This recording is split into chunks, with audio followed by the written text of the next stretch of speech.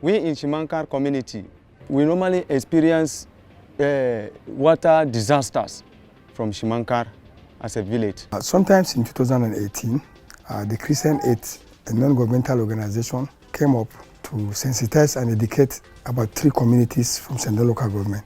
That is namely Bakinkogi, Shimankar and Kalong. They introduced themselves to Shimankar community.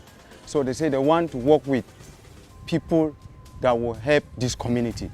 Then we voluntarily raise up our hand, we say we want to do it.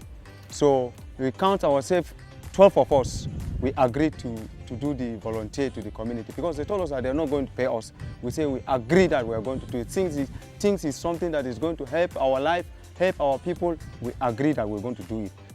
We are called for a workshop, and in that workshop, 10 people per each community were selected. Then we undergo some training with them. They tell us how to save life and our property. We made our election. I was using the chairman, CDMMP. How we used to experience the flood is this.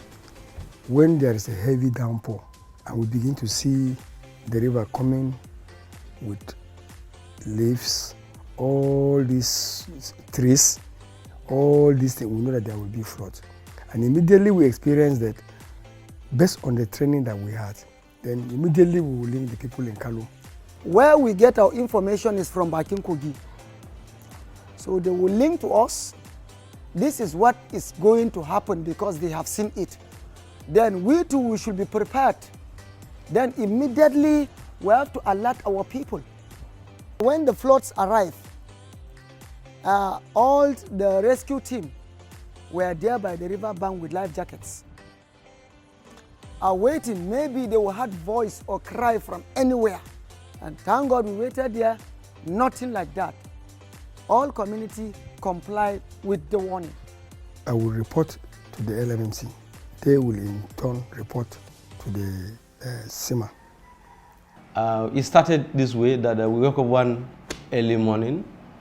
There was a report from some of our communities to the office of the executive chairman, in which my office was also involved.